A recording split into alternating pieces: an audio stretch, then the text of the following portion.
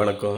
இது மயிலாடுதுறை பக்கத்தில் நீடூர் அப்படிங்கிற ஒரு ஊரில் நம்ம போட்டு கொடுத்துருக்கிற ஒரு 5 கிலோவாட்டு ஆன் கிரிட் சிஸ்டம். இங்கே வீட்டில் நமக்கு எலக்ட்ரிசிட்டி பில்லு 8,000லேருந்து 9,000 வரைக்கும் வருது. சில நேரங்களில் 12,000 வருது. அப்படிங்கும்போது நம்ம தினமும் அவங்களுக்கு ஒரு 25லேருந்து 30 யூனிட் ஜென்ரேட் பண்ண வேண்டியிருக்கு. ஒரு 3லேருந்து 4 ஏசி இருக்குது. அது மாதிரி மற்ற தண்ணீர் மோட்டாரு, மற்ற ஹீட்டரு, வாட்டர் ஹீட்ரு இந்த மாதிரி எல்லாமே இருக்குது சார். நம்ம இதுக்கு பில்லை குறைக்கணும். அப்படிங்கும்போது நம்ம ஒரு 5 கிலோவாட்டு ஆன் கிரிட் சிஸ்டம் போடுறோம். அதே மாதிரி இங்கே லோ வோல்டேஜ் அடிக்கடி பிரச்சனை வருது அப்படின்னா இந்த மாதிரி இன்வெர்ட்டர் நீங்கள் போடும்போது இந்த இன்வெர்ட்டர்லாம் 90 வோல்ட்லேருந்து 300 வோல்ட் வரைக்கும் என்ன கிரிட் வோல்டேஜ் வந்தாலும் இது ஒர்க் ஆகும். ஏன்னா இப்போ ஆன் கிரிட் இன்வெர்ட்டர் அப்படின்னாலே ஒரு வோல்டேஜ் பஸ் இருக்குது. ஒரு 180 வோல்ட்டுக்கு கீழே போணுச்சுன்னா ஆன் கிரிட் சிஸ்டம் ஆஃப் ஆகிடும். ஆனால் இந்த ஆன் கிரிட் சிஸ்டம் பார்த்திங்கன்னா 180 வோல்ட்டு கீழே வந்தாலும் வேலை செஞ்சுக்கிட்டு இருக்கோம். 160 வோல்ட் வந்தாலும் வேலை செய்யும். அதேமாதிரி சில இடங்களில் சரியான முறையான பயன்பாடு, முறையான கணக்கீடு இல்லாததுனால டிரான்ஸ்ஃபார்மர் வச்ச உடனே இபி வோல்டேஜ் 250 வோல்ட்டு, 265 வோல்ட்டு, 270 வோல்ட்டுன்னு வருது. அந்த மாதிரி நேரங்கள்லேயும் இந்த ஆன் கிரிட் இன்வெர்ட்டர் ப்ரொடக்ஷனை நிப்பாட்டிடும், சேஃப்டி மோடுக்கு போயிடும். ஆனால் இந்த மாதிரி இன்வெர்ட்டர் சேஃபான முறையில் எந்தவித பாதிப்பும் இல்லாமலேயே நமக்கு பவர் ஜென்ரேஷன் பண்ணி கொடுக்கும். அந்த மாதிரி குளறுபடியான மின் சப்ளை இருக்கக்கூடிய நேரங்கள்லேயும் ஒர்க் பண்ணக்கூடிய மாதிரி ஒரு இன்வெர்ட்ரு போட்டு கொடுத்துருக்கோம்.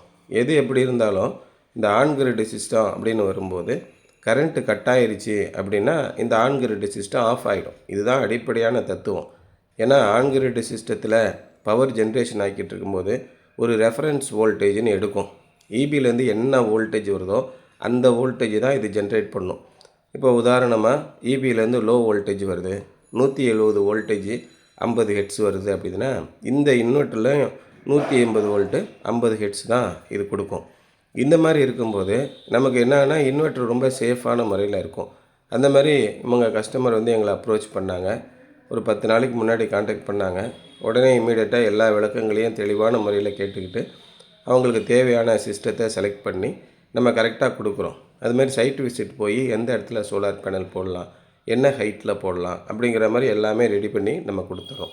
இந்த மாதிரி கொடுக்கும்போது complete A to Z work நம்ம பண்ணி கொடுக்குறோம். நீங்கள் கான்க்ரீட் போடுறதுலேருந்து, க்ளீன் பண்ணி கொடுக்குறதுலேருந்து, பேனல் இன்ஸ்டாலேஷன், எர்த்திங் லூப் அடிக்கிறதுலேருந்து, அது மாதிரி நல்ல தரமான ஸ்ட்ரக்சர் போட்டு கொடுக்கறதுலேருந்து, இபியில் போய் அப்ளை பண்ணுறதுல இருந்து, உங்களுக்கு சப்போஸ் லோன் வேணால் ஃபினான்ஷியல் சைடில் பேங்கிங் வெப்சைட்டுக்கு போய் அவங்களுக்கு அப்ளை பண்ணுறது, அவங்கள ஃபாலோ பண்ணி கொடுக்குறது, இந்த மாதிரி A to Z டர்ன்கி பேசிஸில் நம்ம ஒர்க் பண்ணி கொடுத்துட்ருக்கோம்.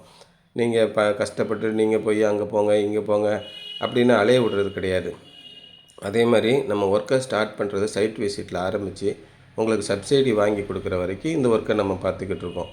உங்களுக்கு மாதம் பராமரிக்கணும், இல்லை வருஷத்தில் 2 முறை 3 முறை நீங்கள் நேரடியாக எங்களுக்கு பேனல் பராமரித்து கொடுங்க அப்படின்னீங்கன்னா நீங்கள் ஏஎம்சி கான்ட்ராக்ட் மாதிரி நீங்கள் போட்டுக்கலாம்.